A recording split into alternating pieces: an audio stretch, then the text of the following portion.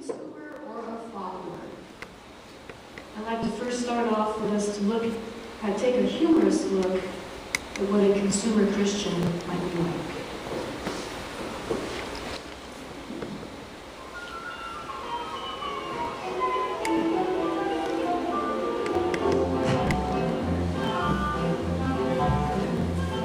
Has your worship become boring and uninspired? Doesn't feel as fresh and exciting as it used to, does it?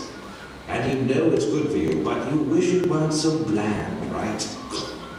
Well, cheer up, kiddo. I've got great news. Holy Bunches of Worship cereal is the answer to all your worship woes. Holy Bunches of Worship is quick, guaranteed to make you feel warm and tingly, and there's no strings attached. You worship when you want, at your convenience. It's worship made easy. Finally, a way to worship that fills you up, but lets you get on with your day. One serving of Holy Bunches of Worship cereal has been scientifically proven to fill your worship quota for the entire day, and in some cases an entire week. Non-stop worship might have been okay back in biblical days, but that's because they didn't have real jobs. The 21st century woman has a lot on her plate, and she needs to be able to squeeze worship in when and where she can. Everyone loves the deliciously divine taste of Holy Bunches of Worship cereal. Even cranky old Moses couldn't resist these bunches. Just grab a box and start your day the warm and tingly way. Holy Bunches of Worship cereal, because it is all about you.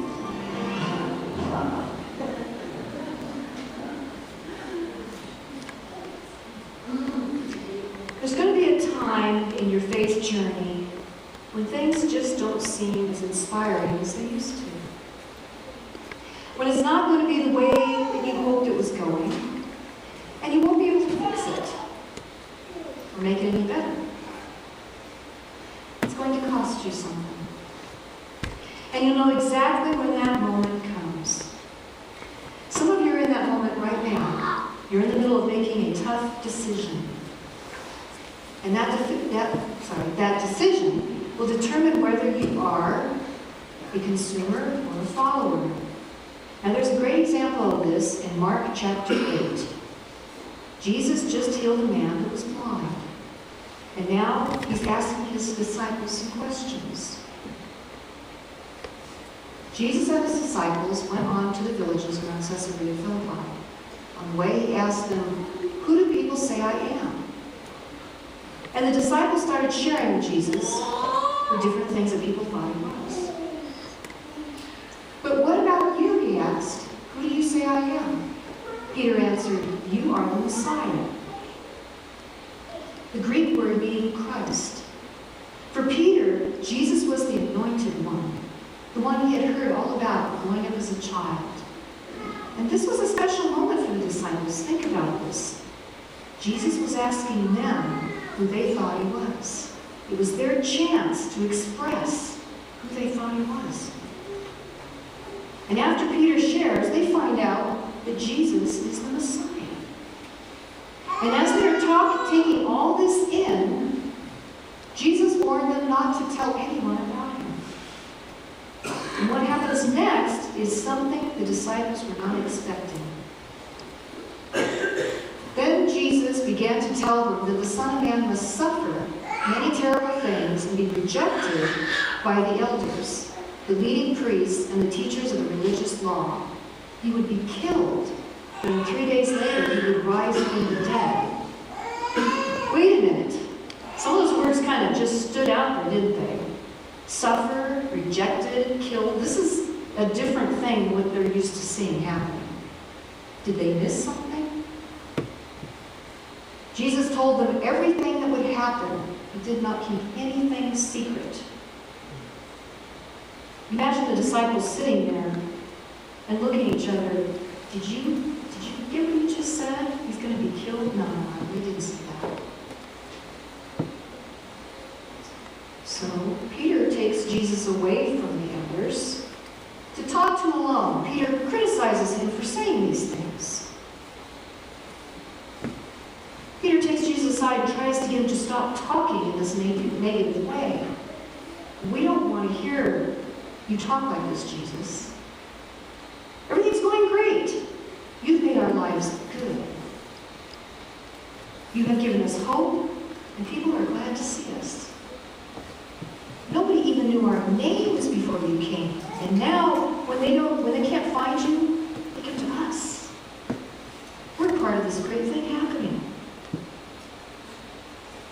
And people, they don't want to hear the fact that you're going to be killed, you have to suffer. What is this? Verse 33. But Jesus turned and looked at his followers, and he criticized Peter.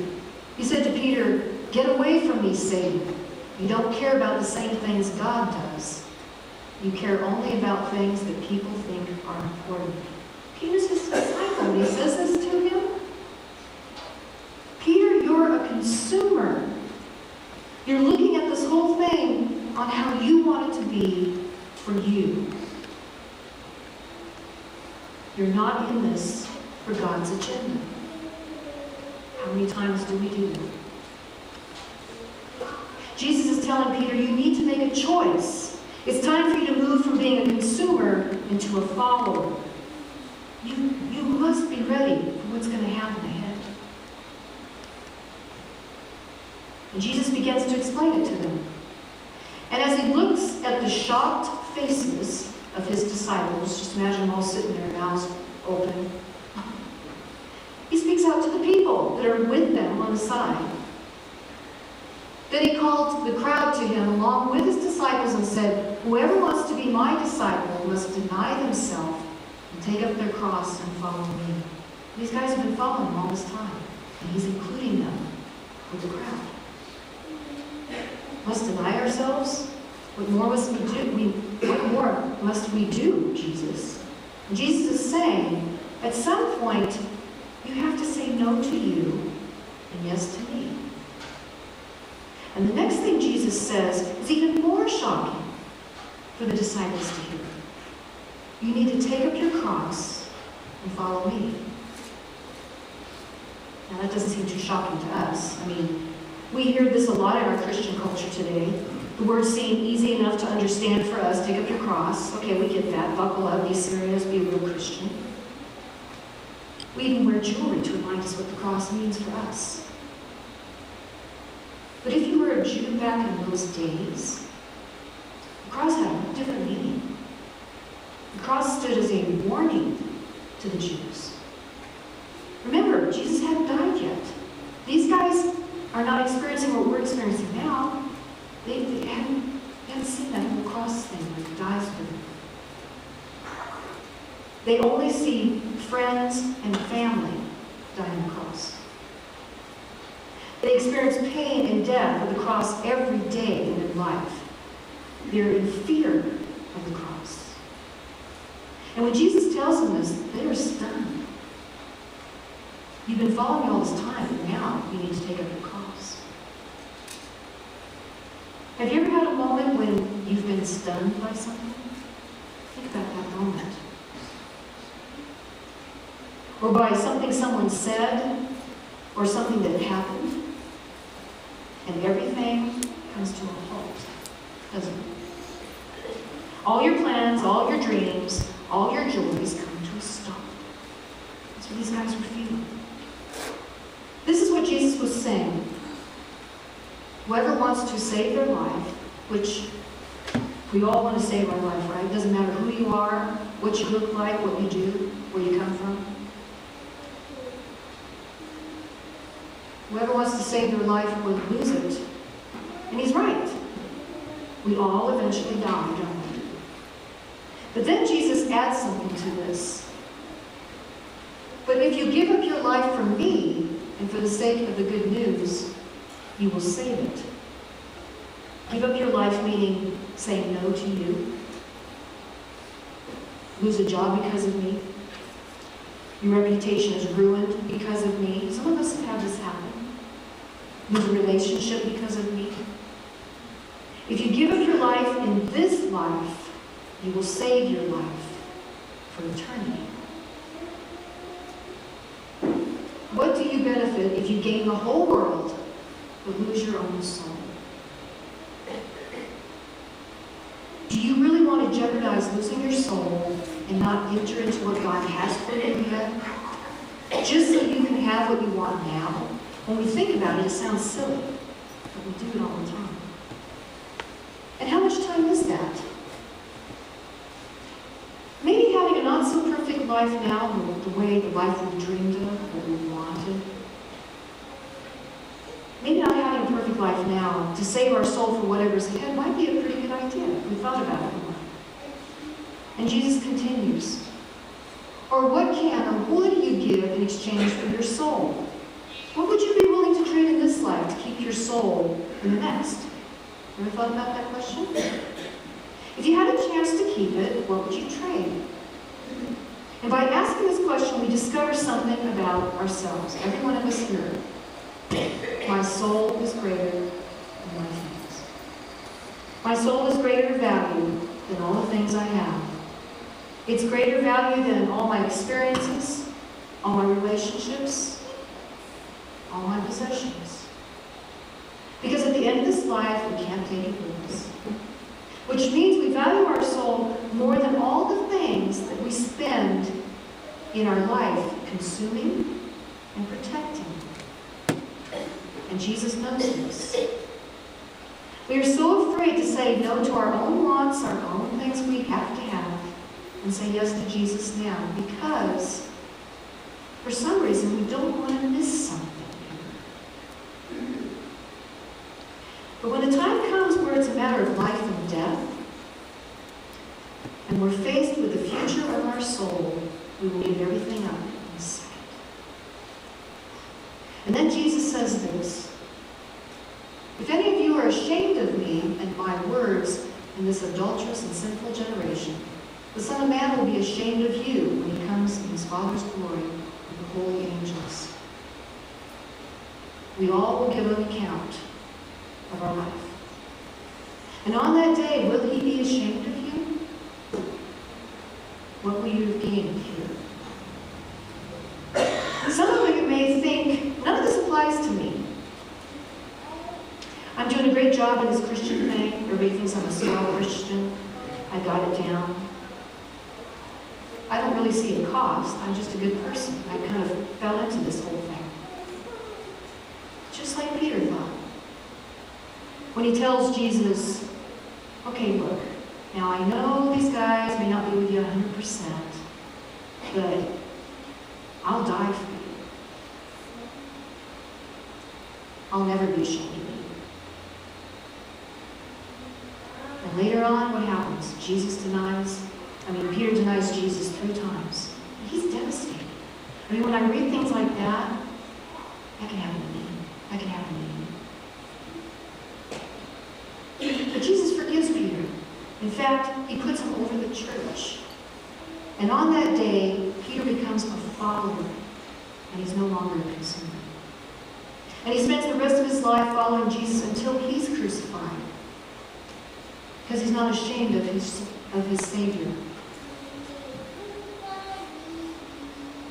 Salvation is free. It costs you nothing. Following Christ will cost you something. Sometimes we don't hear that when someone's talking about it. It's free. Salvation is free. But it does cost us something, doesn't it? And I don't know what that will be for you, but it will come. Some of you have faced it. It may come again. And no one will understand when you're in this place. No one else is going to get it, which makes it really hard. How do you talk to someone? And you will see it as no benefit for you at that moment in your life. It's not one of those, if I do this, I will be blessed in all kinds of areas of my life. This is something different. This will be one of those times where it will be one of the hardest things you had to do to follow Jesus. But if you say no to you and yes to Jesus, you will know that you know that you are a follower and you are not a consumer.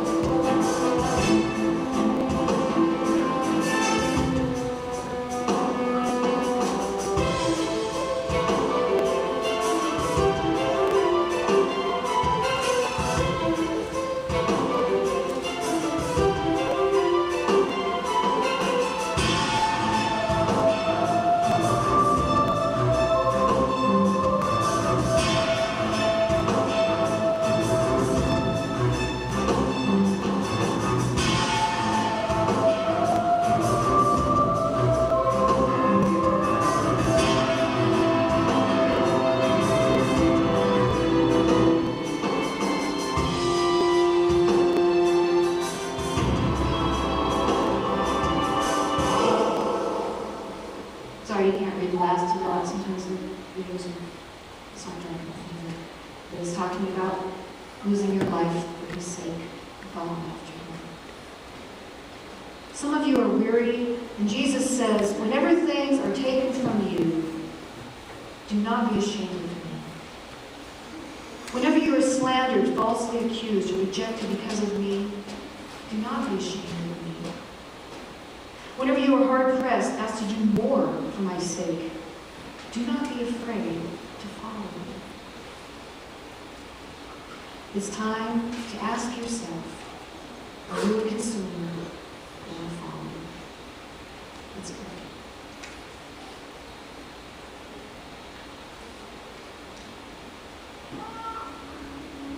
Father, sometimes it's hard to see how much of a consumer we are.